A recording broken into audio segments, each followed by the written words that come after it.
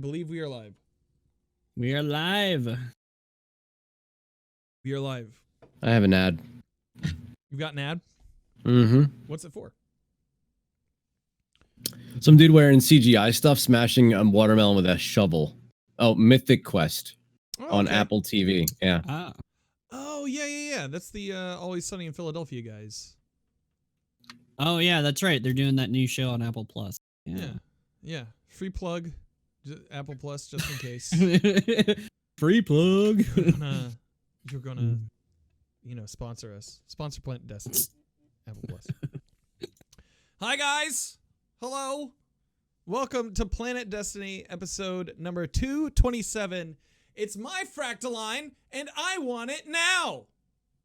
My name's Dan Finity, and we're going to be doing it quick and dirty style. With me today, we have on the panel my brother in Fractaline, the spirit of Fractaline, Aura.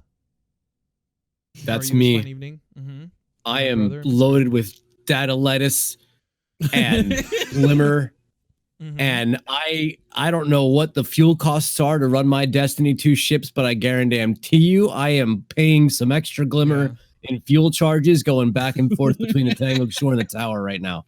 That's where I'm at with it. That's a lot of greenery, that data lattice. You gotta. I can't imagine is there global warming in outer space? Am I contributing to the carbon footprint of outer space? I think there's heat death, but I don't think that has anything to do with. Oh, global warming means planet because it's a globe, you idiot. Oh, I hate this podcast. And joining us this evening in the third seat, Joshua JJB2. How are you this fine evening, sir? You doing all right? I'm doing good. Yeah. The end of the week for me, so I'm excited. Yeah. Get to grind out some Fractaline finally because I haven't done much and I feel bad. I haven't been contributing to the cause. So compared to some of these other people who are like, oh yeah, I'm min-maxing, I'm like going all the, through and doing all the things and stuff. So yeah.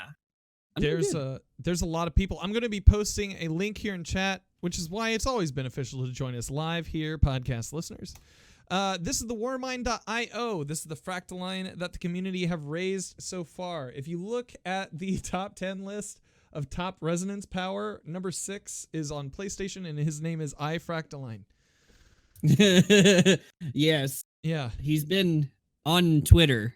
Yeah. And he's insane. So they're pumping it. They're pumping it. Currently, on day 6, we sit at 2,084,017,500 Fractaline that has been donated thus far.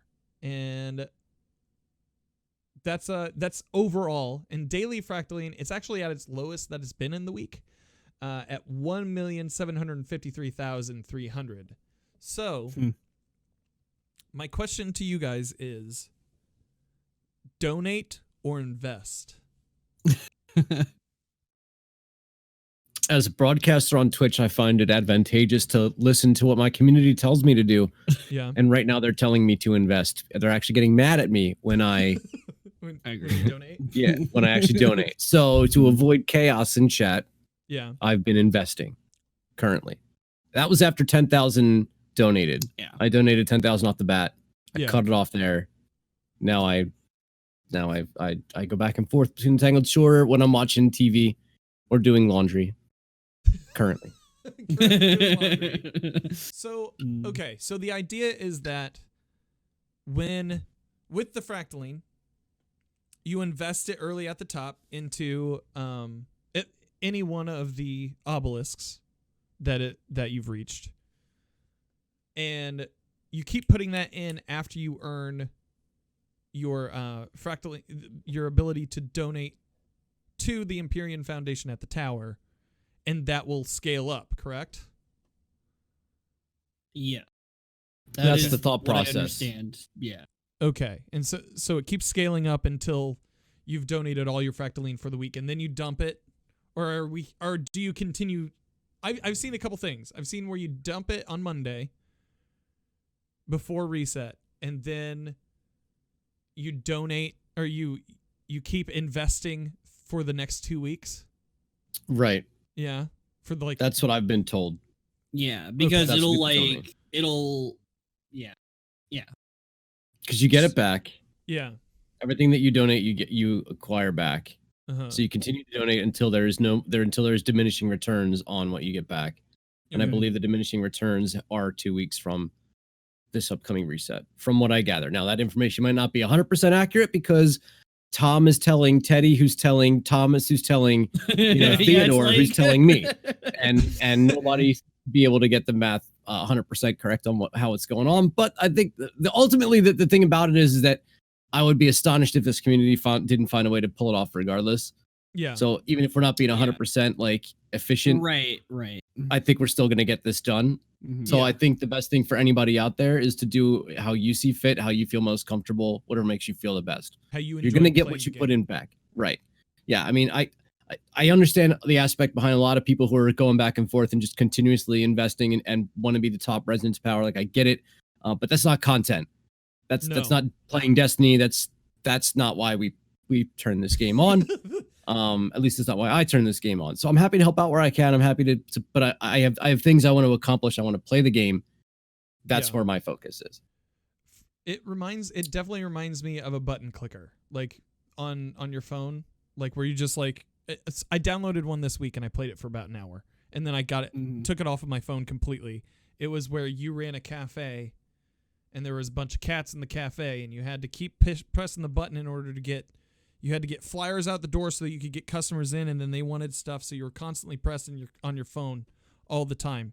It's an idle clicker. It's just dumb. You're not really doing anything, and this is the Destiny equivalent. Yeah, pretty much. Yeah. I mean, which I don't mind though. Like, I think that it has to be simple enough for everybody to do, yet something that everybody can contribute.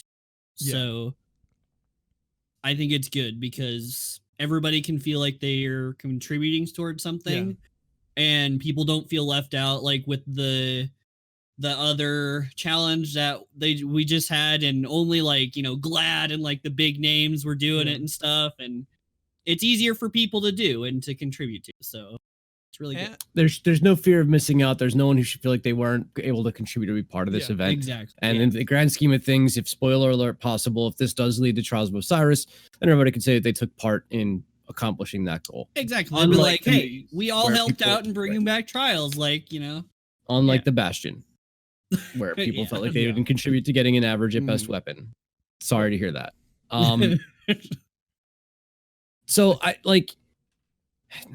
So somebody in chat made a comment about feeling like they want us to burn through our materials. There's two things to that. Mm-hmm.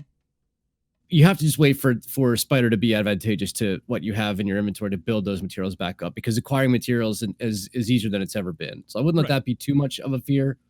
I think the other thing is like a lot of these players have actually set up macros on their PCs and like literally have a robot that runs this route just for them. Clicks it for them. They hit enter, and then for the next several hours, they've got their character running back and forth between the tower and Spider, and like somehow they're able to program their character to run to Spider, to click his menu, to click the right materials that you need for the exchange. And like I'm dead serious. Like they have macro set up for it. That's insane though. So that's the level of fanaticism that this has drawn out for many people who want to be ultimate contributors to it. But like I said, the other thing to keep in mind for this event is the savior title is locked to it. Yeah, we have to complete this event to become a savior if you're up to everything that you could possibly do on the title right now. Yeah. For those of you out there who have not finished getting your obelisks, your planetary obelisks to rank 11, that's part of the triumph for acquiring savior as well. Which again, just because of the data lettuce exchange is a really good time to do it today specifically. Yeah. It's a really good time to wrap that up too, so that you're on pace for the savior title should you care about that. Yes. Yeah, I think passively I need like 4 more things in order to get the savior title, which this season's actually seems a lot more doable than last season's. Yeah. Well, the Nightfall wasn't as extreme. Yeah. The Nightfall scoring system wasn't as bad as it was for Undying, which was brutal. Yeah. So they scaled that back significantly. That's one of the main reasons. And the Gambit ones were actually relatively using a shotgun and Gambit is kind of like second nature. So getting the Python kind of like made sense. Yeah. I think in a lot of ways. And then of course the Komodo being a lower glory rank, it's not as hard for people to come across. I should think it's not as hard for people to come across 1,000 glory but yeah. Oh, was it only 1,000? Because I thought it was 2,100. No, I think Komodo was 1,000. They lowered it from Fable. Oh. Okay. So yeah, it's just 1,000 glory. You only have to spend so much time in there. Okay. All right. That's so. Cool. Which I is didn't realize that. I thought I got it at 2,100, but maybe not. I don't know. That's cool. That I don't know, but that is a good thing, Aura. Why is that a good thing? It's a good thing because there's this little issue with Dawnblade right now. This minor problem with Dawnblades in the current state of the game. What would you say is the issue with Dawnblade currently? I mean, if I was gonna pick a problem, it would probably be the fact that it never ends. Yeah. It's the song that never ends. Yes, it goes on and on, my friend. Some people started using it. Yeah. And now it just keeps on going forever and ever just because it's the super that never ends. Oof. It has sparked some controversy in the community this week. It's not the only thing that sparked controversy in the community this week, but it's like number 1 or 2.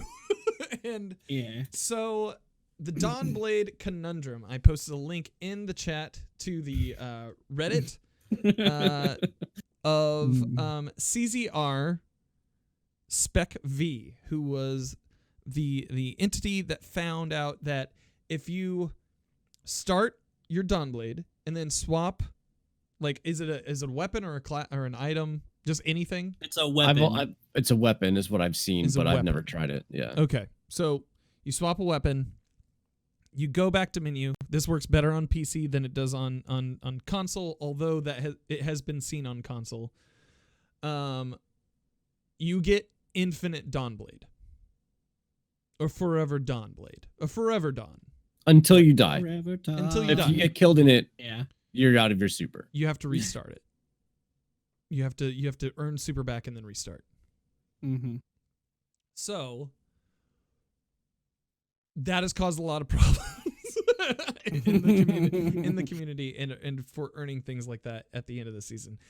In the statement, he says that they mainly released the bug to Glad. Glad showed this on his Twitch stream and also shared it on Twitter and everywhere. And that's how it blew up. Yeah. Yeah. He showed it because he wanted.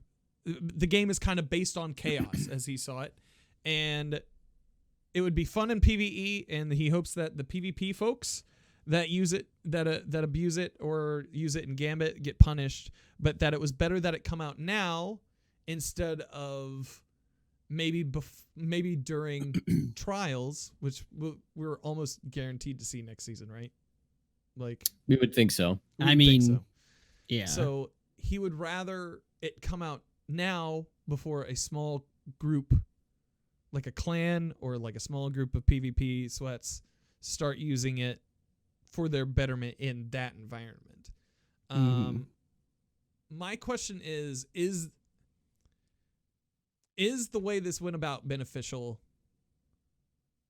to the or is it a detriment? Like with it being so close to the end of the season, we have a lot of people going for titles and things. We have people going for Komodos in these gaming environments where people are trying to earn things and just for general fun. Is it like, is the way that it came out now like fair? Well, I wouldn't say that it's fair, just because it is a actual glitch that is not supposed to be in the game. Mm-hmm. But it has the same sort of unique funness as the Prometheus lens and the Lord of Wolves whole thing. That in PvP it's awesome because it's basically almost like Mayhem, but not Yeah. mayhem. So I think that it is on that level of being like, okay, we're just gonna leave it in for the weekend and then fix it over the weekend, and then let people do what they want with it, and then fix it over the weekend. It's the end of the season, kind of just let them do their thing almost for a couple days. Let them have their fun, and then fix it after that, because it's something that it's interesting and it's cool to do. I've done it once. I'm not gonna lie. I tried it and it's pretty fun. Yeah. But it has that same thing where everybody's doing it, so you just kind of like do it as well, and you join in the fun with that. I like it. Yeah. That's just me. Yeah. So the people using it in Crucible and Gambit shouldn't be punished. Okay. Because this isn't their fault. Right. Yeah, I mean, as a game developer, you can't be like, hey, we know this thing exists and those who do it are going to be punished anyway, and put like that good honor system in the game. You can't do it. Mhm. We got DDoSers and we've got aimbot hacks, wall hacks. Like, give me a break. Didn't Anthem try doing that same thing? Like, we know that these chests are broken, Oh yeah. so if you do it, we're going to punish you. Like, Right. that's not going to happen. Bungie's Yeah. not going to go back and find people doing this super glitch and punish them for it. It's not the player's There's no fault. way, because so many people are doing it. There's no way they're gonna do anything, because that would be like hundreds of thousands of users they would have to ban, or It's not the onus isn't on the player base. The onus is on the developer. Yeah. This is it's unfortunate, but this is a Bungie problem. My concern is when Worm God Caress was bad, was broken, when Telesto was broken, it was turned off. You did not have access to it anymore. Yeah. Is Bungie going to turn off Dawnblade? They'd have to turn off 2 out of 3 Yeah. skill trees. Because Yeah. this works on both top and bottom tree. So are they going to turn off? Is Dawnblade going to get turned off until they figure this out? Because from what I've gathered, this isn't a new thing. Right. Apparently, this has been around for a very long time. This was just the time that was chosen to release it out into the wild. Mm-hmm. From what I've been told, there's a couple of other glitches that we were talking about for today. a long time. Right. Yeah. Interesting. They said like CZR spec said that in the comments, because somebody was like, why didn't you take this to Bungie, and why didn't you like take it to their problem forums and everything like that to report it? And they said that they had reported it 3 times to Bungie with no return on it. Really? Yeah, they had Wow. reported it 3 times and heard nothing back. So that's when when they decided to take it to Glad. Basically, take it to the Because- public, or take it to the Take it to the biggest name in the game right now and let them sort it out. It's very interesting. That is interesting then, because it almost makes me think, I don't know. It's very interesting though, if that's the case. If they were holding on to this for like months and months, like, yeah. That's crazy to me. Because I thought this was just something that popped up, but I guess it makes sense because the latest update wasn't for a while. It's been a while since the latest update, so that makes sense. Well, Wow. and how quickly do they turn around and fix this? Like this, if it's you're- been around for you're years, Assuming that I they mean- can fix it. Maybe Yeah. they can't. And they were just hoping that word didn't get out because they won't have to redesign an entire subclass. Right. So So It's very interesting. Yeah. Huh. because I credible sources have told me that this is not a new yeah, thing. That this goes back in similar fashion to how the Worm God's Caress and the other melee things had been broken. It's in Mhm. very similar fashion to that, only it's older. This Yeah. might actually be the root of where those Problems issues and came. supers came from. Because they seem related. Like it is very Yeah. like swapping out Right, one you're thing s- just yeah. to keep it, And Yeah. so if that, I wonder what else does this. I know, right? You said That begs the before- question. It's like, what else is broken up there? Yeah, you said before that it's possible that it could be a like on Hunter as well. Or Someone had mentioned that they believe that it's on Hunter with an Arc Strider with dodge, infinite dodge. but that's not advantageous as a player. It's not going to. No. It's not going to demolish a bunch of things. You're just allowed to do cartwheels like a silly hunter for a long time. Well, I'll do that all day long if I so wish. Right. So Right. But like the difference there is that Dawnblade is an attack with depending on which tree you're on with insane tracking. Not to mention that the animation is actually faster. Mm-hmm. So this is a player experience issue, and if I'm Bungie, I just turn all Crucible into mayhem. Yeah. For the rest of the season, Yeah. I just turned all of it classic mix. It's all infinite super, because if we're just gonna have a bunch of Dawnblades and infinite super the entire time, why not just give it to everybody and have it and then like fix it behind the scenes in a different build or something while this if they can even fix it. Like I said, we might be looking at shutting down an entire subclass. Well, that would be insane. I don't know. I just can't see them doing that, but I guess it's never happened before where it's been broken that bad. It's unprecedented. Yes, where it's exactly. But like, I don't know. Yeah, if you shut off a super, what does that mean for like that entire thing? Because that like it breaks the whole like flow of the game, because then nobody's gonna want to use warlocks because they're missing one whole subclass. Like, and like if they take away that, does well go away too, or is it just?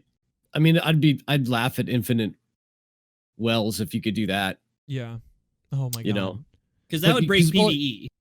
Well, the problem is that a Dawnblade is an actual roaming super, whereas casting your Well of Radiance is an instantaneous. So you'd have to swap your weapon while you're in that animation of actually casting the well, which might maybe if you were like, but you could never. I don't think you could rely on doing it over and over and over again. Maybe Yeah. But we'll see. I'm curious. So the fact of the matter is it's out there. It doesn't matter how it got out there. The fact is that it is, and Trials of Osiris, we're speculating again, but all the writing's on the wall, is a flagship product.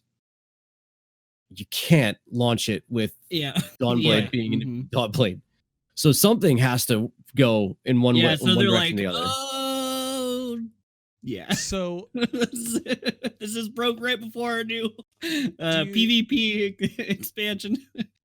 Elias Hush in chat says, I don't think they would actually kill 2 out of the 3 trees, which does raise an interesting question. Would they just take out would they gray out the entire solar subclass?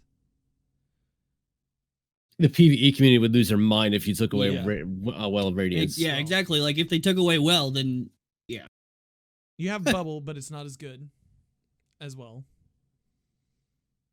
And it doesn't matter. There are people out there who literally don't have a Titan, who might like again, there's players out there who aren't us, who have all 3 subclasses, everything maxed out, know how to do things like I know how to Titan, but in any event, so that to me, like, I think the PvE community would, and honestly, even the Gambit community, and there's even people who play Crucible who like using Well because it's memey. You can actually kill someone while casting that super if they're weak. So there's people out there who enjoy the meme aspect of it, and even being a support class, although that term is extremely loose in Destiny. That subclass version is a support class playstyle that people like to play. Oh yeah. So if I'm Bungie, I would flip that switch for top and bottom tree in a heartbeat. Yeah. And I don't care if people are going to get mad at me for doing it. It's overall better for the community. Players will find how to play on a Void, or go back to trusty Stormcaller, which is still a good class. Arc Warlock is still strong. So I would that's where I would go with it if I were Bungie. That's what I would do. Garathian says they will let it run until a hotfix, like the Infinite Slobo Bomb. I forgot about the Infinite Slobo Bomb. That was a long time ago. I mean, like, Infinite Slobo Bomb wasn't nearly as bad as this. Yeah. Because Infinite Slobo Bomb, you couldn't move. You had to trust on just laning with that thing. So eventually, unless people were really dumb, they would just not go to that lane. Yeah. And plus, you could actually destroy that Nova Bomb before it got to its target. You could team shoot that thing and blow it up before it got where it was going. This is a highly mobile tracking super. Yeah. That is incredibly agile, difficult to hit, that lasts forever. This is a different animal than Infinite Slova, in my opinion. Yeah.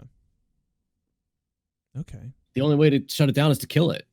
Yeah. And you better hope it's not looking at you. Or So- even just assuming where, because good players know where you're going to spawn. Yeah. And these things you can just launch up into air. Yeah, you can just like blue Yep. and it'll And it'll land on top of people. Oh my god. Mhm. Truth problems. truth Truth problems. problems. Speaking of truth problems, I love our How about- segues tonight. how about them swords? How about them swords? So Pour one out for our speedrunning community. yes. We're thinking about you guys, all 10 of you. Yep. All 10 speedrunners All out there in 10. Destiny. So R.I.P. all right, yeah, we're getting to that before Crimson Doubles. Let's go. All right. So in the TWAB this week, and this week at Bungie, we found out that swords are getting an interesting change. I actually am pretty excited about it, honestly. Swords are now, they're getting rid of sword bullets, Aura. How do you feel? I'm very sad that sword bullets are going away because one of my favorite activities is reloading my sword. Yeah. So now How- that swords are not going to have bullets anymore, my joke was only good for like 8 months, man. But it was a good joke. It was a good joke for 8 months. It's fine. Josh, how do you feel about it? So when that whole thing came out, there was a lot of discussion on the Twitter Destiny community about it. And I thought it was so I guess just to be on a fly on the wall, because I didn't really use it a lot. You know, I'm not a speedrun player or anything, so I was like, okay, you know, I just thought it was interesting how angry people were getting about it when most of them weren't even using it to speedrun, which was the main use of it. And I just thought it was interesting because I like it'll people will find a way around it. Yeah. People will find another strat.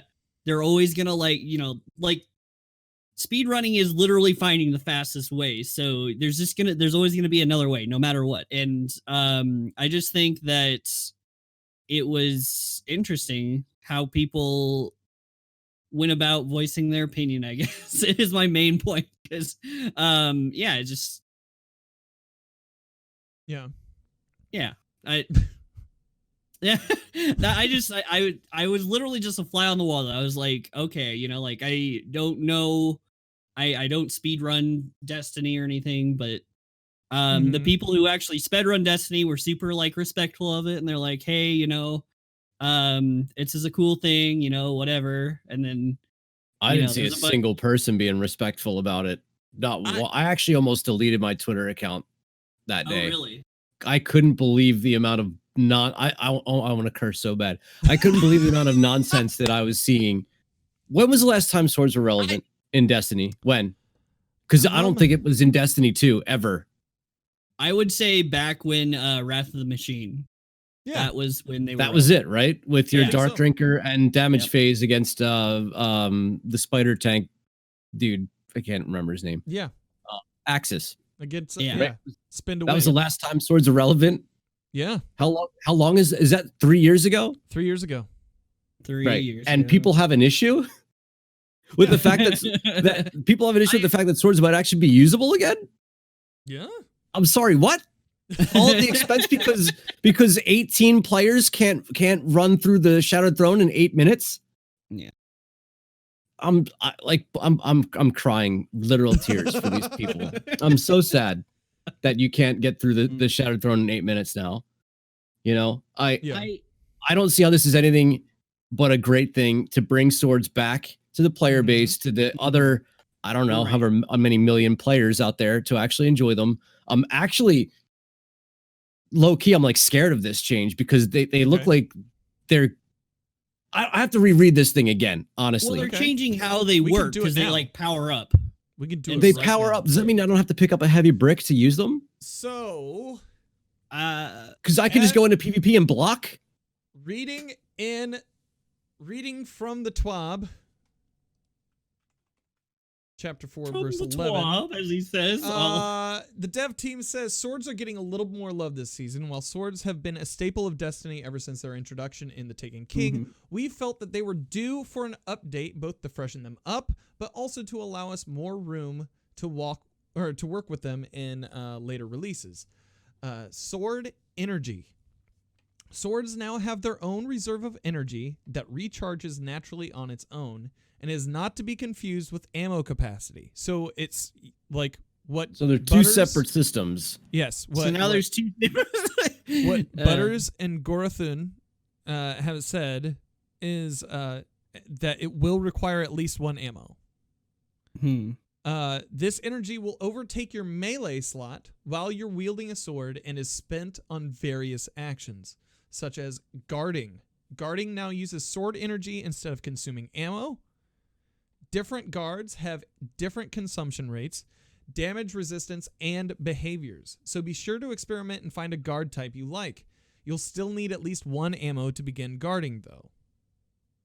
But it doesn't take down the ammo. So no, they talk about guarding taking up the reserve.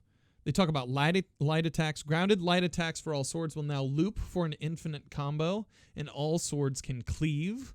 My guess is that if you get heavy ammo with a sword, your light attack will pull from the ammo. Right.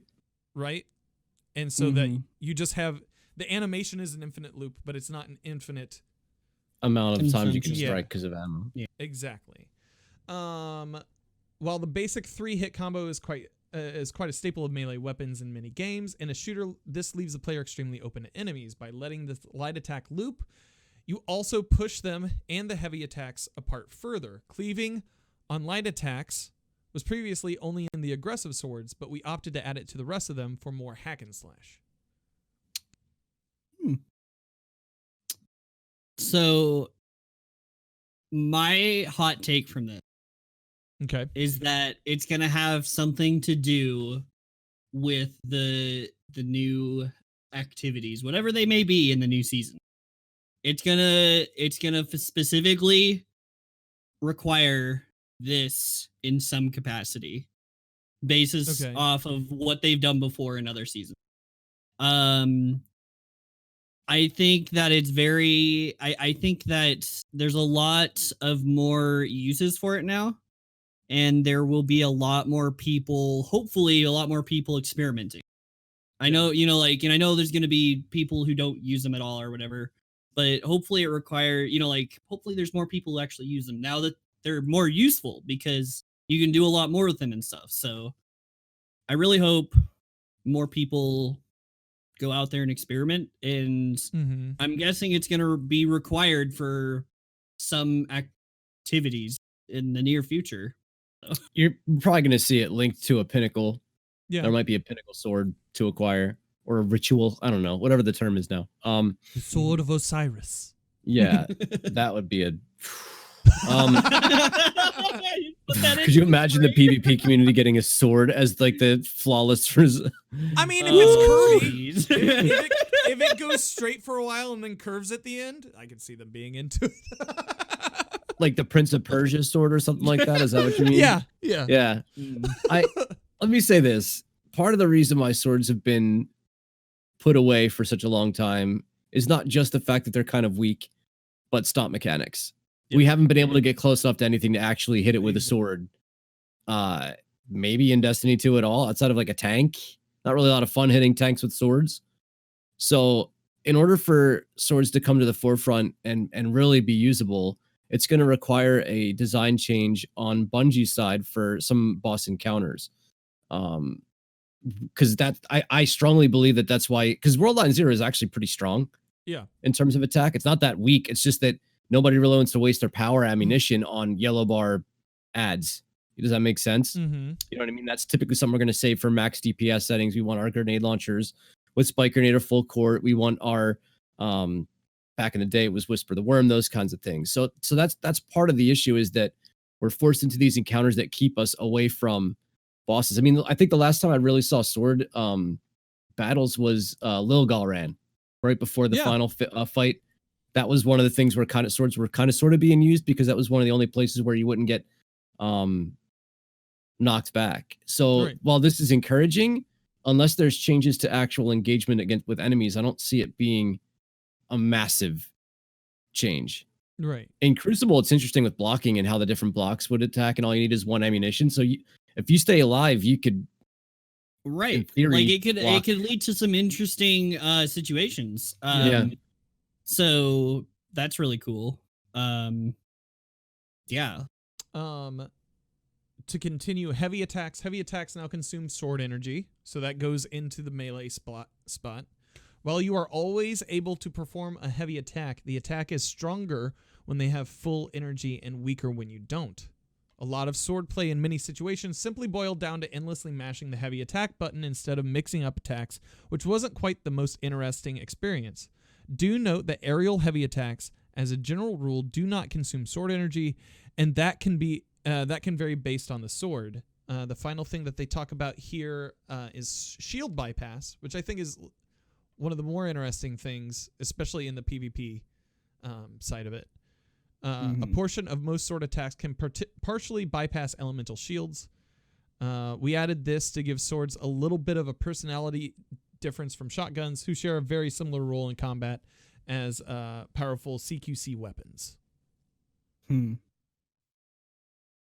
Interesting. So yeah, I mean, the elemental sword thing to me is a PvE thing for match game. Oh, okay, yeah, But yeah. if I'm doing 980 stuff, I am not taking a sword with me to complete my 980 act. Like, Yeah, that's exactly. a waste of a It's slot. just- Yeah. If we're talking about being efficient, it's just easier.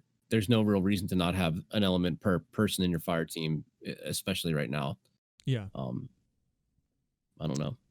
So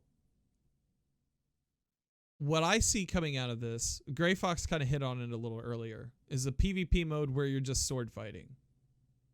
Just like, that would be kind of fun, I think. Where it's just like, It's got to be better than all the Scorch Cannon games, right? yeah, you're just sitting there with a sword, you're going around. It like, what was that game that came out like around the time of D2? For Honor.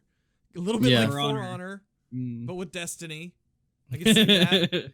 I can see a PvE challenge if you so wanted to, if you chose to do so, where I think it would be interesting to see like a Bloodborne style run of this with sword energy and stuff, where you're just using swords to try to take on incredible bosses and try not to die. What if, because right now swords are locked to the power slot. Yeah. What if we get some like energy swords? Oh. Ooh. That's You know? interesting. Some exotic energy sword.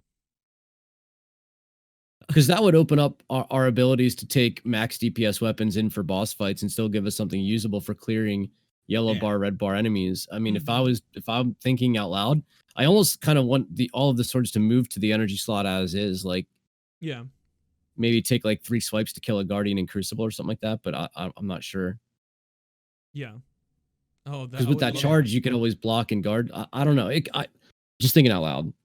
I think it's super smart of them to have the energy, like attach the energy to your melee and to vary up combat in that way. It adds to longevity. It adds to like a new mechanic and skill ceiling to learn with them. But yeah, dude, energy swords. Ooh, I want that. Just getting flashbacks of Destiny 1 going around farming for planetary materials. Oh, I can't wait. This is gonna be great. I'm gonna have so many people up. I'm curious what's the next, because they previewed that they're going to talk about a different weapon with every TWAB. Yeah. They already previewed that fusion rifles are going to be getting looked at. I'm curious as to what other weapons are going to be talked about, adjusted. What other sandbox change? Because I'm kind of like drawing a blank as to what other things people are really, really like uncomfortable with right now. I mean, bows are odd, weird weapons in this game. You know. Oh man, if they buff bows, they can't. You can't make a bow a one-hit weapon in Crucible. Man, So if they do something crazy with bows. Their bows are already actually, like, in terms of a support weapon in Crucible, they're actually very good. You leave somebody one shot almost no matter where you hit them with them. Yeah. So you're not gonna like rapid fire somebody with a bow, but they're still like incredible. If you team shoot, if you have somebody with you, you're basically dead every single time. There's not much you can do to counter other than pray that the other person with them misses. So, like, I don't know that there's a buff in PvP that could be coming on the pipeline, but and honestly, like with the Unstoppable mod being on bows this season, I actually started bringing some in for 90 Nightfall farming. They were pretty usable in PvE activities. So, like, what specifically else could we be seeing if it's not bows? What Scouts could possibly use some work, but they've already got like a pass, right? With this last patch. Did they get buffed? I don't remember them getting buffed. Maybe they did. I don't remember scouts being usable in Destiny 2's history either, like from the very beginning. Like the beta Except didn't seem multi-tool. great. I mean, Mida and Randy's throwing knife was actually pretty good for PvE activities as well. So like, but I just don't know what else we could really be looking at in terms of a different, other than fusion rifles. Like, what are we else? Rocket launchers? When were last time rocket launchers were any good? Shit, dude. Yeah, back cluster bomb strat back in Leviathan. That's really about it, right? Like, trying to think of what other weapons are like kind of fallen by the wayside. Auto rifles are actually really good. People just don't use them. Yeah, they're actually very strong. I was using the steel feather. Oh yeah, today. Yeah, it'll shred. Ooh. It's half it'll shred. Yeah, the Galran's right hand will not shred, but it's really fun to use anyway. 1,000 kills in that baby in Crucible. I got 1,000 unbroken tears with that weapon in Crucible. It happened. Just trying to think of what other, like, not so much for PvP, but for like DPS, because like rockets, like there was a point in Destiny 1 where rockets weren't really all that focused on either. Maybe it's time for a resurgence, right? Like they weren't focused on, but they were like everywhere. It was only a PvE thing though. I remember it wasn't ever really PvP oriented. Like I might be wrong. No, I think you're right. I mean, you can buff truth and it's not going to make a difference because one truth rocket kills a guardian anyway. Right. That makes sense. Like, so you can make an overall buff to rocket launchers. I don't think you're going to affect PvP because you die to a rocket as is. Right. And you're not going to pick up enough ammo unless you get really lucky and they're all together. But right. So I don't know. Yeah, I don't see them doing submachine guns. No, submachine guns are insane. Like if people talk about them in chat, I don't know if you guys have the right roles. I mean, I used a Callus mini tool today for everything I did between Scourge and Crown of Sorrow, and my Callus mini tool it puts my Recluse into the vault. It's so good. Oh, really? SMGs are very good. I still use my Recluse. I love it, but I might have to look at that. Yeah, it depends. I was going to do a video on them because it really depends on the roles. I even picked up some weird one. I don't remember what it was called. And it was just on my character. I didn't feel like switching anything. And I shredded stuff. And I was like, what is this thing? Like, what is this gun? I just used it. Like, it only had 27 rounds in the magazine was part of the issue. But again, like, I feel like SMGs are some of the best weapons this game has to offer, honestly, in terms of PvE. I don't really use them in PvP that much, but if you guys feel like you're not getting performance out of SMGs, I think you need to take a look at your roles specifically because they're very good. Sidearms are in an interesting place right now. I got an anonymous autumn today that was like full auto and I want to say kill clip. And I was doing work in PvP today on the cooldown. It was like it's full auto kill clip, and it was awesome. I was out there just taking out guys, and the fact that it goes straight back was real good. Was told by several people in my chat that like sidearms are kind of like low-key meta in a lot of places. I've seen it in comp. I've seen sidearms in comp like fairly regularly, like not like it's the main thing that people use, not like that shotgun Mindbenders, but I've seen it. I've seen god rolls used in comp, so I mean, I've seen sidearms used quite often on mouse and keyboard. They don't move. They're a little jittery on controller.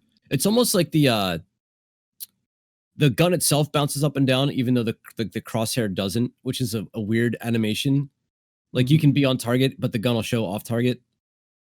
If that makes any sense. Mm-hmm. I kind of want SMGs removed from the game, or I'm sorry, sidearms removed from the game. Personally, I just feel like they don't belong in Destiny, but I felt that way since they were introduced in Destiny 1. So if they do make a change to sidearms, I'm probably just going to be really, really negative towards it. unless they nerf them, then I'll feel really good about it. See, and Zombie Lisa brings up an interesting, like Iron Wreath. Iron Wreath was my go-to in Destiny 1 once after it was released. It was just really fun. I felt like James Bond rolling through maps. Just it was great. It was a lot of fun. And today it actually reminded me a lot of those days, like playing with that thing, because it was just it was stupid. It was again fun. They're already strong. Is my feeling. I feel like they're already strong. Yeah. I wonder if they'll maybe pull them back a little bit, or like pull back the range, or something. I don't know. Like that's a hard one too, because then the sidearms that are okay get worse. And the ones that are really good, like the few that are, like the 5 maybe or 10, not 10 probably, but 5 or 7 that are really good, become mediocre. That's all weapon classes, though. Yeah. You can make that argument for all weapons. Like somebody mentioned pulse rifles in chat, and like I could see them getting a buff in PvE activities. I doubt you're going to see them get a buff in Crucible because they're still strong. Especially if anything, the high fire rate ones need to be pulled back because they're too strong right now, especially on mouse and keyboard. But I don't know. I think the entire community really has their sights set on things like Lord of Wolves and Erentil. I think it's what a lot of people have issue with. Oh yeah. Saw a lot of Lord of Wolves. Has been a big issue. I can't believe that they let that weapon be what it is for as long as it's been what it is. Boggles my mind. There's even an emblem for it. Because it was apparently worse back then. I don't remember. I think I wiped that entire worse? section. This is I don't know. weird. I wiped it from my memory. This is real weird. I don't know. Yeah, I really don't know what else they'd touch, but I guess we'll find out next week, right? Yeah. There's I think there's going to be a lot of interesting things that happen next week, including hopefully the Word of Dawn gets passed. I thought you were going to take us home, realistically, Josh. I hope, but I don't know. There's going to be a lot of interesting things happening like next week, like Crimson Days. I thought that's where you were going to go, Josh. Oh, yeah, that too. It's okay. It's fine. Are you guys going to participate in Crimson Days? Because I'm probably not. So if you're asking me to be your date aura, no, I do not currently have anybody that I am going to be running Crimson Days with, but I think that's okay. I don't know necessarily if I want. Okay, I don't care about the sparrows at all. Don't care about the sparrows. I care about that emblem. That emblem looks slick, and like that's the only thing. I don't know. Yeah.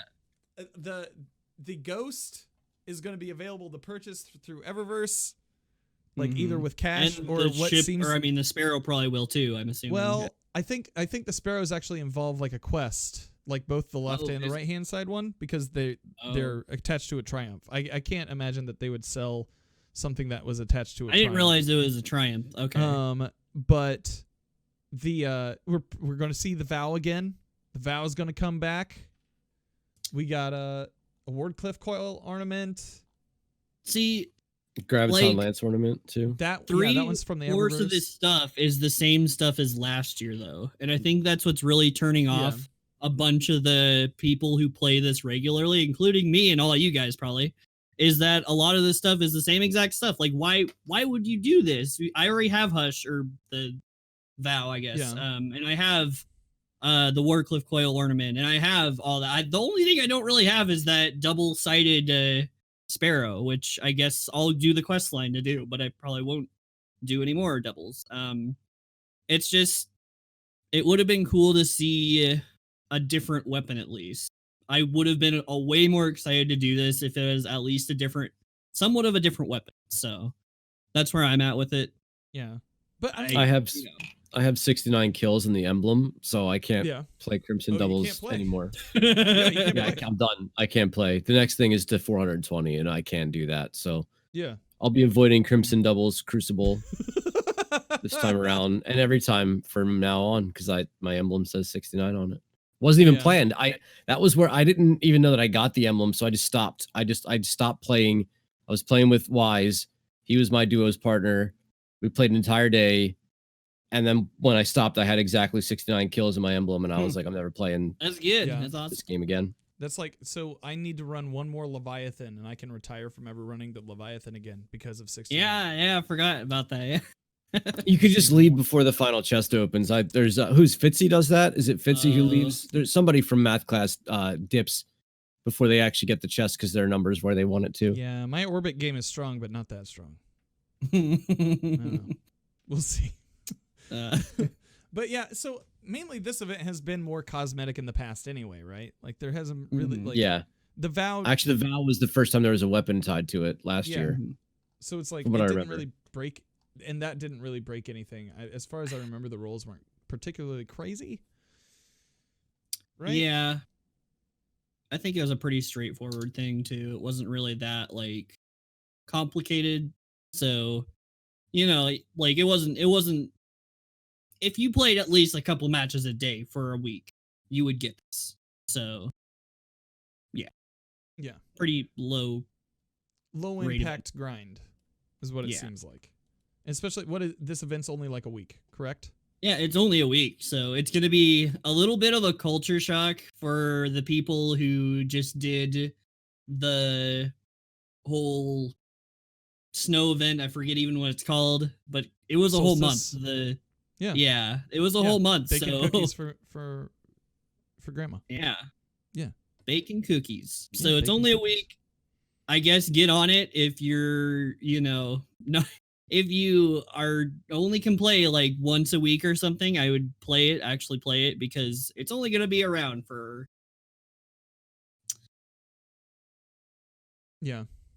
so long. I don't know. It feels like this is the big cosmetic thing of the season. It's gonna be okay. I might play a couple games. I'm not gonna jump in and like completely devote my time to it. I've got people to help. I've got people to help and other things to do with my life. I got Fractaline to farm. I got Fractaline to farm. I wonder if they'll boost Fractaline for this event. I could see them doing something to pump inspiration behind it because honest to God, I don't know what the real motivation factor behind it is. If I was going to be honest with you, there's not a weapon, there's not a unique weapon tied to it. We're playing a looter shooter. The cosmetics in this game are a little bit out of hand, in my opinion, between the 100 million ghost shells, the 100 million shaders, the 100 million sparrows, the 100 million emblems, all of which we can only have on at like one at a time. I think the cosmetics in Destiny 1 were the right amount. A lot of stuff was really rare. You had to grind in order to earn some stuff, especially the faction ships were like almost non-existent between the climb, the visible hand, the Fermi solution. They were really hard to come by. And now we're at a point where this stuff just kind of gets thrown at us. And while it is, and listen, it is beautiful. It is absolutely gorgeous. The attention to detail that the Bungie development team puts behind it is wild. But there's so much of it that it's undervalued, in my opinion. Yes. Does that make sense? Yeah. I think, I would agree with that. Totally. I definitely agree with that. That being said, I think that was the news of the week for the most part. Yeah, we covered everything. Yep. Yeah. Why don't we jump into some questions? Yeah, there's a question from Jebby, and Jebby's question, there's a link to I see the link. For reference. Yeah. I see the link. I see the whole thing. Okay, just making sure. If it'll play nice with me. It doesn't want to play nice with me. So let me hold on one second. You can just go to my Twitter page and you'll see you'll see it. No, Discord doesn't want to play nice with me for some reason. So we'll get that sorted here. Oh, dang it, Discord. Freaking Discord, bro. Freaking Discord.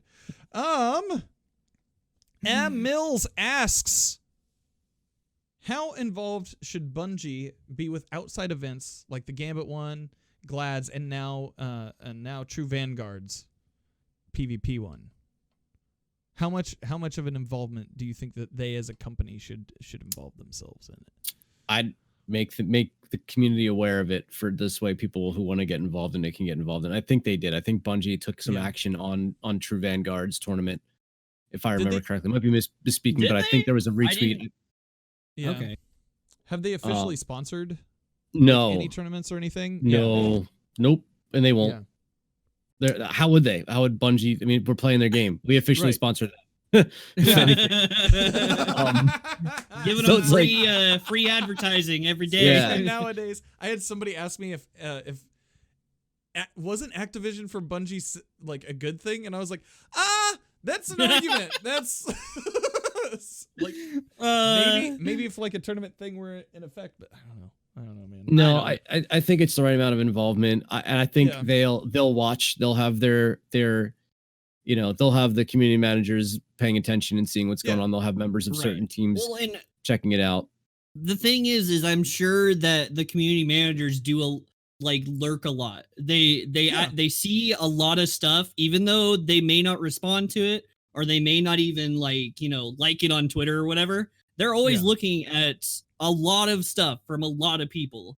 And, so they're always out there. Like, whether you realize it or not, they're always out there lurking, Cosmos snooping around and stuff. And, Deej, I'm sure, is up to no good. And so they're always up to stuff.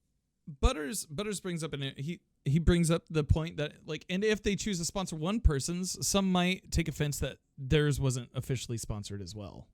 I mean, I think there's another tournament going on the PC side of things, or about the same time as True Vanguards with a different rule set.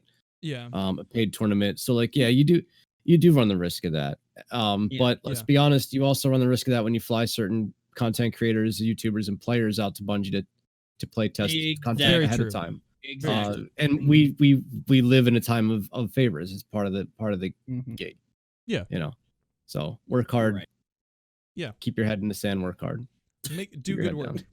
Down. Yep.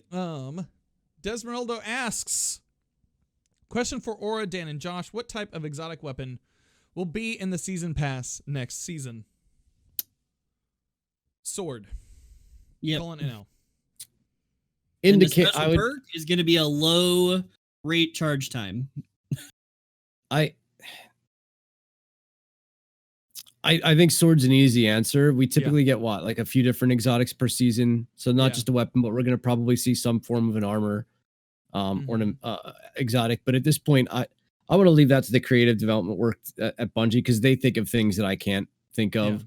We'll see. We'll see how that plays out. I think he was talking specifically about the season pass. I mean, I'm just going to say it's a sword that shoots at tiny swords. And then those swords then turn into tiny walking swords. Oh, that'd be so cool.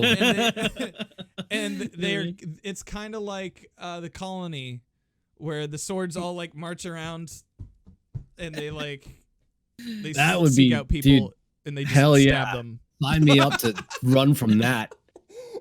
What if there was a sword that you could swipe and you could actually put projectiles against a wall like a trip mine, and if somebody walked by it, they all shoot out of the wall and get you? That'd be cool. That's neat. That'd be neat. What if there was a boomerang sword? That would kill me. Yeah. How am I supposed to catch it? You have to tap. I would be the Titan with that thing sticking straight through my head out the backside. That would be me. That would be my Titan. It loops around, and you have to play like a rhythm game in order to catch it.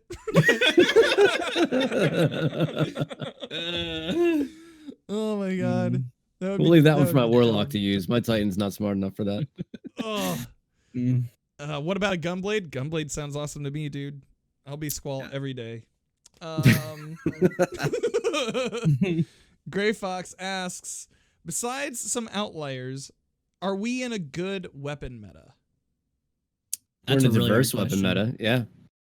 Honestly, yeah. There's, I mean, I'm out here using an auto rifle, competing against people with spare rations. Yes, the answer is absolutely. Yeah. We just happen to have a couple of things that are giving people fits. And the other problem is, I would say that the meta is more diverse on PC than it is on console. Console really seems to be stuck to a handful of weapons, whereas you can be viable with multitude of things. If anything, the meta is where the meta is not unique is PvE, high end game PvE activities. It's mostly Divinity is Nagi's Burden, Swarm of the Raven, or some form of a spike grenade launcher for max effort DPS. I'd say that PvP yes, but PvE no.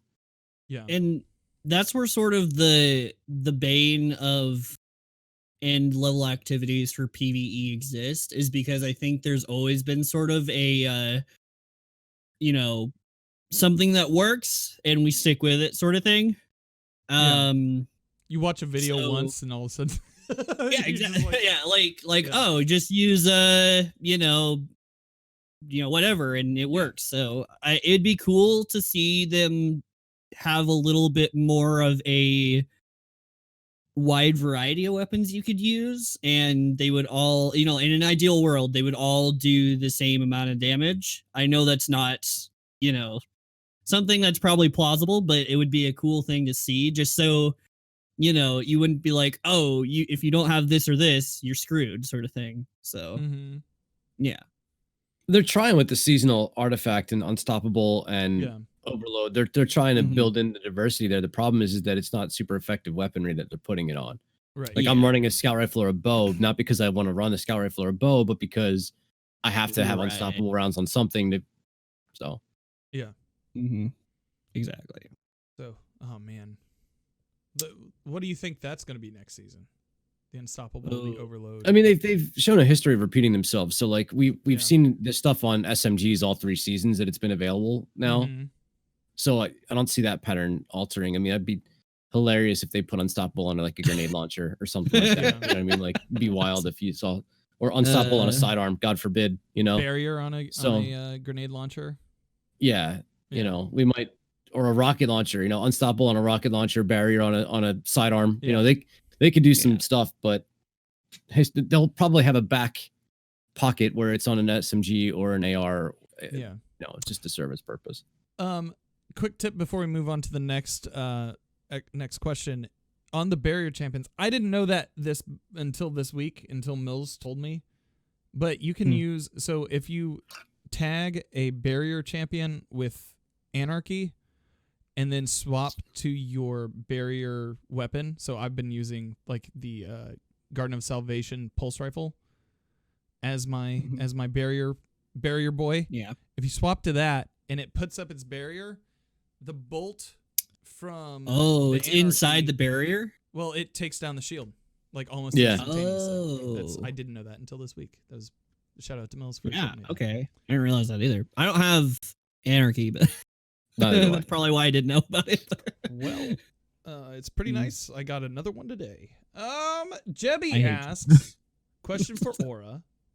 I think this is the one that you're talking about, Aura. Yeah. Can you not have baby dirty diaper shaded guardians? Let's just drop this link in chat.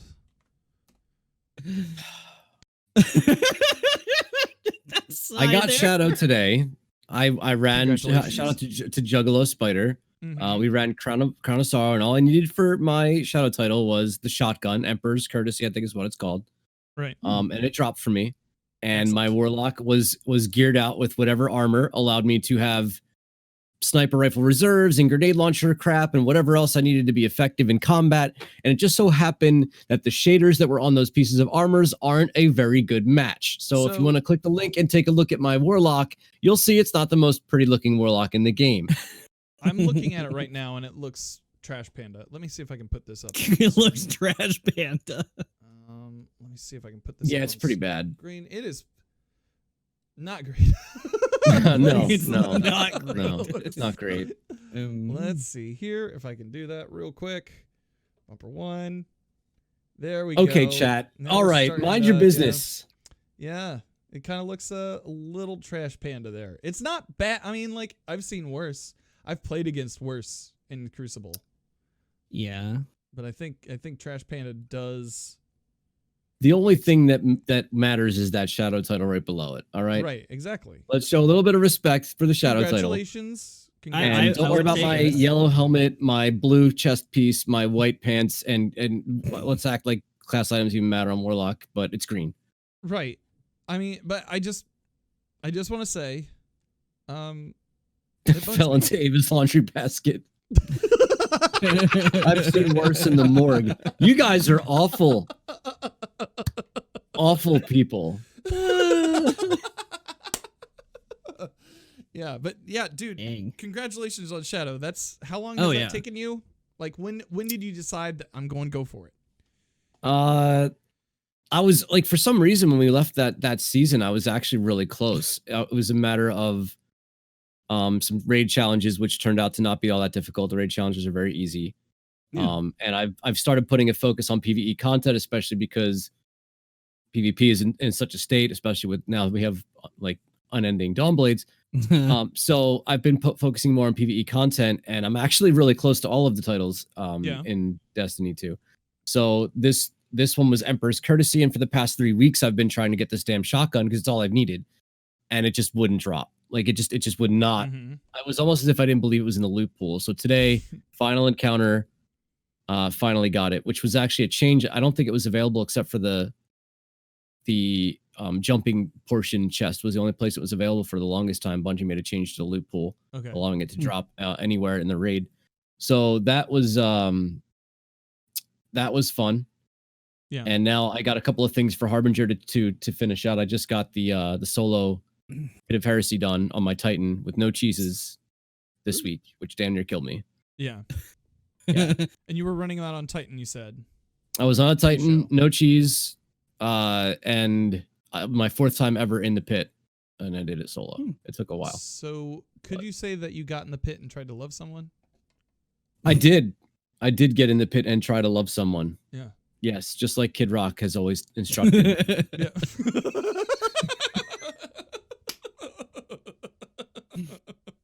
Shout out to Kid Rock wherever you are. That's Shout out, yeah.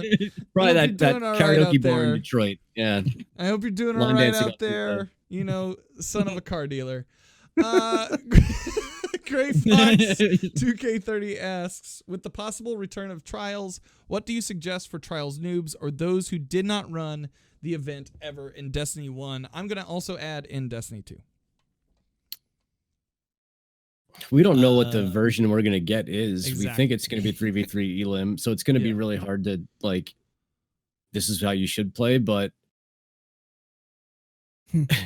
Trials is all about not being by yourself. Yes. 100% that. I agree with that. If you're in an open lane, you want to push your buddy if you're rezzing. I remember that from back in D1. I remember the whole pushing thing in D1. Yeah. So the pushing thing was so that when you are rezzed, you are immobile. You wouldn't die. Yeah. So people can snipe you as the moment your feet hit the ground and you can't move. Yeah. So the play was to get the res off and push the person as soon as they spawned in so that they didn't get sniped in the head.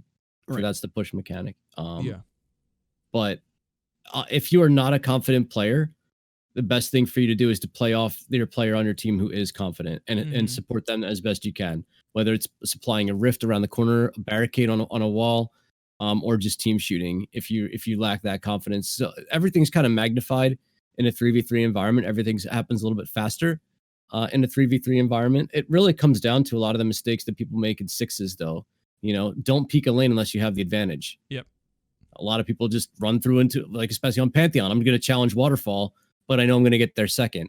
All right, well, if you're going to get there second, you better hit your shot because they have every advantage over where you're going to be, kind of thing. Yeah, for sure. Josh, this question, do you know who you got that question from? Oh shoot.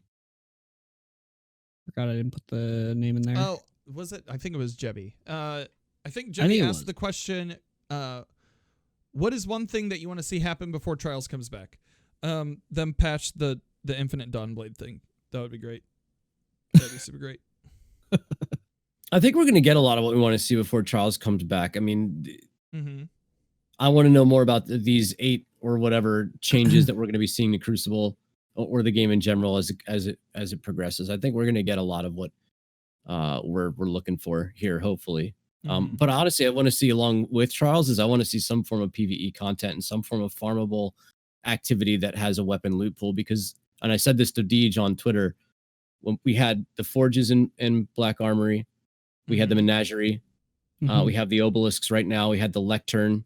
These are all things that are very good for a looter shooter and grindy games like Destiny. And I just want to see something of that nature come back that isn't tied to Trials of Osiris, because I don't think the player base should have to play one specific activity that is, especially it being PvP based, in order to acquire what could be the next set of meta weapons. Yeah, I really hope that they will. Yeah, I really hope that they don't just like, here's something for the hardcore players, and then there's really nothing else to do. Well, I would really much doubt they would do that, but I hope they bring in something else to do.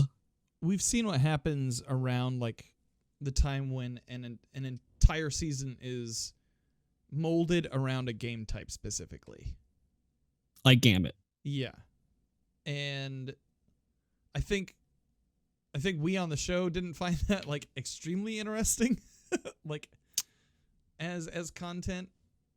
Outside of Nim, but Nim's I mean, even them did dislike the Reckoner portion of it, and the grind was involved in that with the placeholders for the sake of being placeholders, where there's a set of armor for every role in Gambit Prime versus one set of armor that you upgrade over the course of doing bounties. I mean, we've seen that. We identified that as being a negative and a drawback, but we're talking about seasonal content.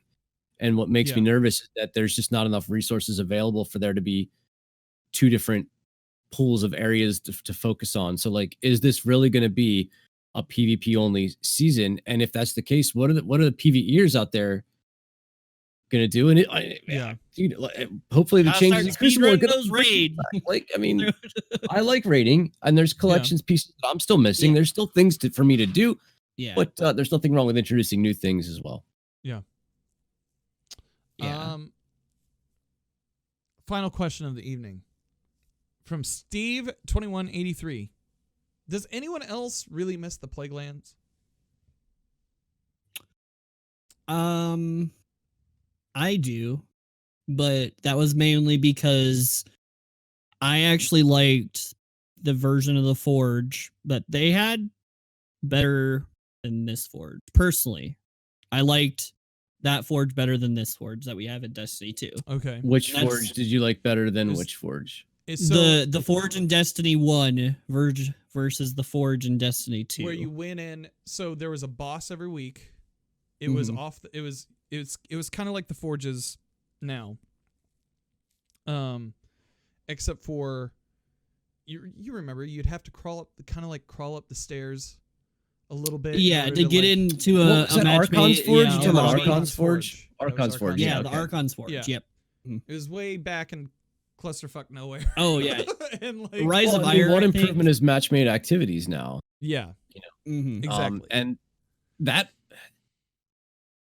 Forge, you didn't put any currency other than starting it in order to earn any weaponry specifically, right? Like that was a random generated loophole. Whereas now, depending on, more curated, and it's like, this is a better version by far. The ones we currently have. I don't know. System. I guess maybe it's just nostalgia too.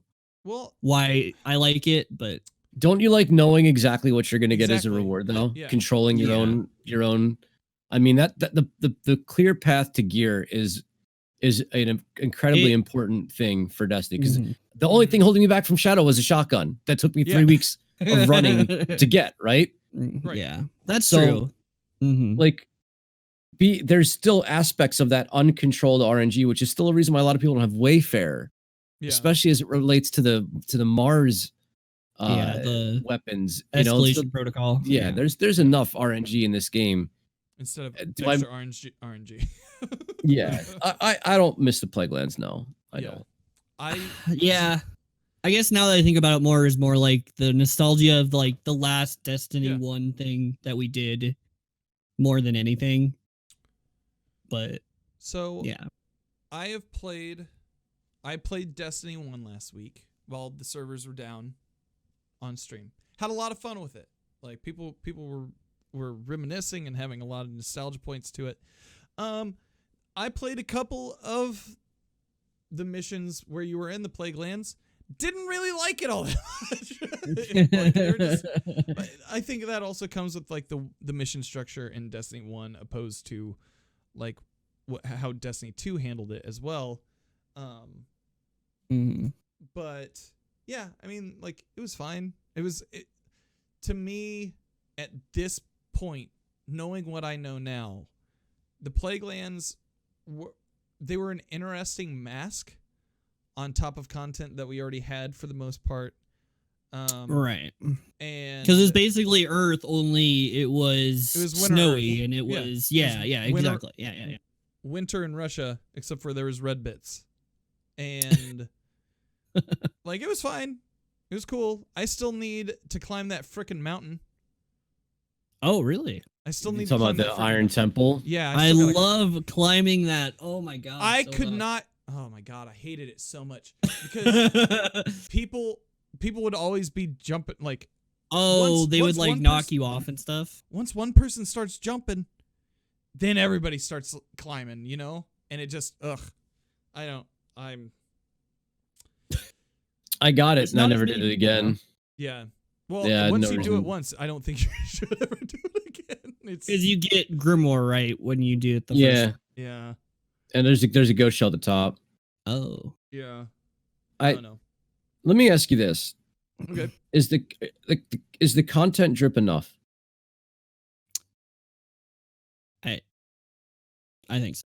So I think is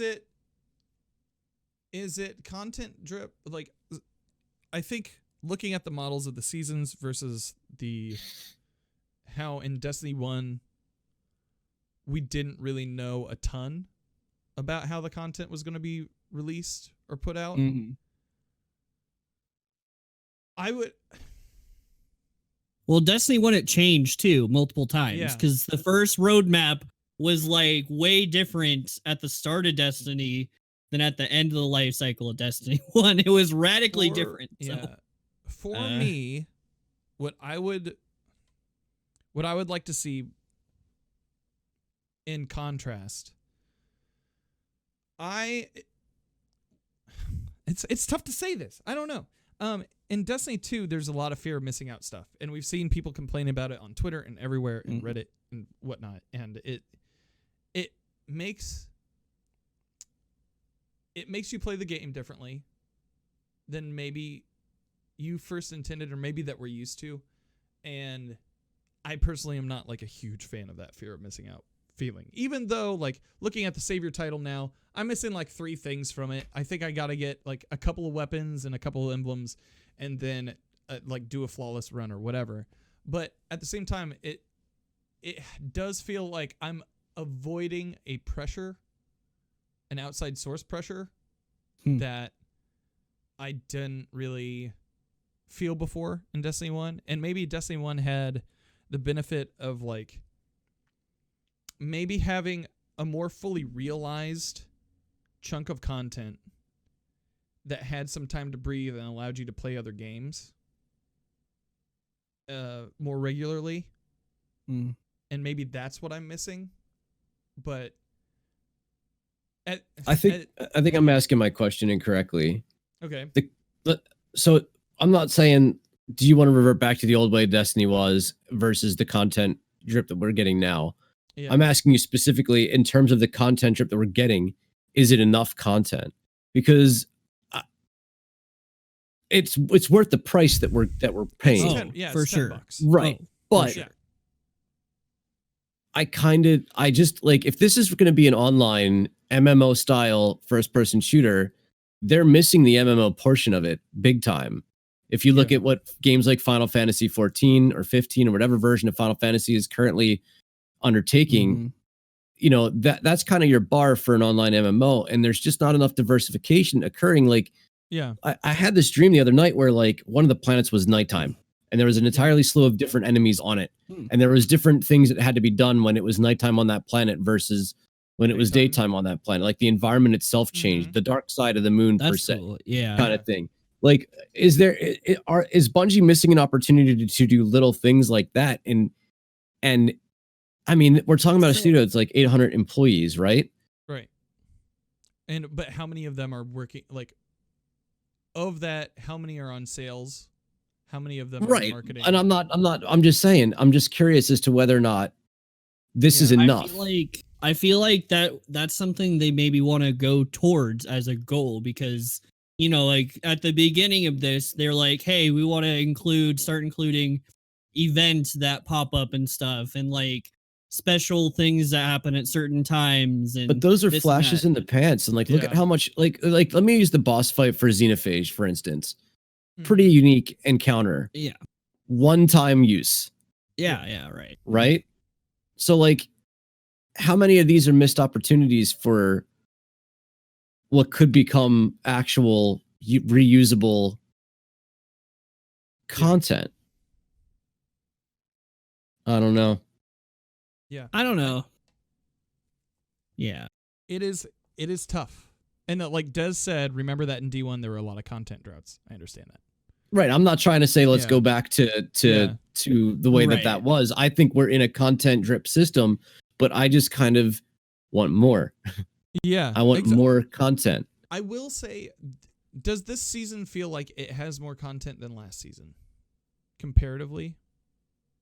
I about the same, I would say. No, because I don't consider running back and forth between my obelisk and the tower and the spider to be content. Well, so you have that. You have the story missions with Saint 14 that you did for like 3 weeks. You have the community events that have popped up along the way. On top of all of that, you have the seasons, which are free to everybody and would have, you know. Mm-hmm. Yeah. I don't know. See, the thing is, though, is that I'm not doing very much anyway. I don't think anyway. The current, you know, what have you? Well, you know, like the blind well of this season. I forget what it's called. The sundial. Yeah, the sundial. Yeah. I don't find myself playing that over and over again like I did last season with the Vex offensive. I just kind of like did it, and I was like, okay, well, you know, that was cool. I did it for the weapon rolls and stuff, but once I got those, I'd done it probably like maybe 10 times, and then I got what I wanted and I was out. I played it more this week than I had previously, I think, just because the rewards are much you get 5 rewards. And like per run, the fractaline, you can't forget the fractaline. I want my fractaline now. Also, the boss fight's pretty rad. I liked that boss fight quite a bit. We didn't talk about the new boss in it. Emotam, yeah. But I know Tam, you know Tam, we all know Tam, and Emotep. Yeah, but it was a really fun encounter, and I think it was kind of like it was a good. For me, it feels like this season has had more content because, like, we've seen changes to how they're gearing up the seasons.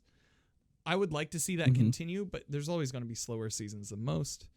And I don't know. I don't know if they ratchet up to the point. I know they've hired more people on recently, right? They just hired somebody from Activision. Just tweeted about coming on board as a QA member. So. They're doing that. It's just, I don't know. Maybe they're slowly gearing up and they're ratcheting up the potential a little bit. I would have to wait to see how I feel at the end of next season, I think, to really see where the legs are, though. I don't know. It's just like it's not that the sundial isn't memorable or anything. It's just that I don't think it's as important or useful, in my opinion, as the Vex offensive was to the season, the overall season. it's kind of more of like this extra thing that like, oh, now there's a new boss for this week. I'll go and do a couple runs of that, and then I'll get my triumph, and then I'll be done with it. And I don't know, it didn't seem as important as the rest of the content for me anyway. It just was like something, another notch to knock off on that title. So I don't know, like it was a cool, like, don't get me wrong, it's a cool encounter. It's a really cool encounter. I like how they did the different sections of Mars, or not Mars, but Mercury and all that. But it wasn't something that I could go over and over and do and feel like I'm getting something out of it, I guess is my point. Yeah. So that's where I'm at with that. Yeah. Oh. Yeah. I don't know, but as single-use content goes, I don't know. I don't know what the answer is. If they keep down this path, who knows the longevity of it. And it's going away at the end of the season. So right, yeah. Single use. Which is odd because again, flash in the pants kind of content when we had to kill the Undying Mind, it was just the Undying, like they pulled him from Destiny 1 Strike and they're like, pop, and then here you go. We're just gonna plug you right in here. Yeah. Emotam is a truly, it's a new boss. Unique. It's a new thing. It's a nice encounter. Yeah. All three of them, all three of the Scions with their attacks was relatively, I mean, outside of the Void guy capturing us, the other two were pretty unique in and of themselves, and then the boss being combined with all three abilities. And so that's awesome. And maybe that is some kind of aspect of the game that maybe should, not the entire Sundial encounter, but like that take on boss fights. Maybe that's something that should stick around and be prolonged in the series. Like I said, same thing with like, and this is, but like just the Xenophage boss fight as a unique take on encounters that we do one time. And BG Rising spoke in chat, the Whisper mission and the 0 hour and the pulse rifle Outbreak Perfected. Yeah, again, one time. Yeah. Phenomenal content that gets a one-time playthrough unless you're hoping people get theirs. Like, yeah. What I liked about those though is that it was like a secret, like almost covert thing that they just slid in there. Now it seems like with the dungeon, like, oh, now we have to like perform a duty and add this in every content, and I don't like that. I wish it was secret and like people had to find out like find it and stuff like that, like it was originally. It's kind of lost its flavor to me because of that. I don't like it as much. I don't know what it is about it, but and it's still a cool dungeon experience, but it's just not as interesting to me now that it's just readily available, I guess. And it's not like, oh, it's a cool new secret thing like people just figured out about and stuff through, seeing what the random orb does on Nessus or something, So I don't know. Yeah. I don't know. Yeah. Yeah. Well, without pushing this further, we gotta start wrapping it up, I think. But good conversation today. So far, I think at the end of the day, for me, it's single-use content has equity in, or it has like its use, and maybe the seasonal model isn't it. The Des has several people in chat have talked about like maybe taking those bosses and put them in a menagerie or something. I don't know what the answer Spice is. it up a little bit. Yeah. Like take the loot pool and put it in menagerie too. Absolutely. Yeah. Yeah. And they could that would really spice up like the menagerie and make people go back and actually do it more, because I'm sure the population is pretty low right now for people matchmaking in menagerie. I mean, so if you're going for a heroic menagerie, that's still a pretty good time. Right. Well, I mean, like, yeah, like that besides like the heroic menagerie, if you're going for the catalyst, or you need the triumph or whatever, like just matchmaking though, like the menagerie, I just it's just going to be one of those things that people slowly stop doing because it's not the most current content, and like nobody else is doing it, I guess too. So yeah, and like Gray Fox, grow fat with the strength as Callus's call sign. I mean, like, dude, yeah, he gets all those weapons from the past seasons. He's like, oh, look what I found over here in this vault over here. Look at this. I got it. I got this for you. You can roll it all you want. That would be great. Okay, so yeah, let's wrap this up. Aura, where can people find you on the internet? Y'all can find me and my shadow ass at twitch.tv/Aura or on Twitter at EvilAura 3VIL_AURA. Leave my world. Dang. I don't know, man. I don't know. I think it's justified, Aura. Also on Instagram, at Aura on Twitch on Instagram. Yeah. Joshua JJB2, where can people find you? You can pretty much find me everywhere at Joshua JJB2. I pretty much have that name locked down. Thankfully, nobody had that name. So, just Lucky. twitch.tv at Joshua JJB2 or /. And Twitter, same thing, Xbox, Steam, pretty much everything. So, yeah, that's where you can find me. Excellent. And I'm Danfinity. You can find me on Twitter and Instagram at Danfinity, but the ISRLs, you can also find me on Twitch, twitch.tv /Danfinity, or now danfinity.live. That's the new thing that I did this week. Yo, are you gonna get verified on Twitter now because you have a website? No, I think I need to get an LLC and also get that name on Twitter. But that involves like upsetting. Got to get that. You can get you can get Danfinity with the ISRLs. Verified. That should be the whole thing. Danfinity with the ISRLs. I don't know like what the character limit is, whatever. Anyways, but you can find me there. We are going to be doing like more Temtem and more Destiny stuff this week on the channel. Outside of that, you can still download the album that I put out a couple weeks ago with my former band Bone Sitters and other stuff. Cool stuff. So yeah. Yeah. Good. Thank you guys for once again coming to episode 227 of the Planet Destiny podcast. We appreciate you coming and hanging out, and I hope you find what you're grinding for.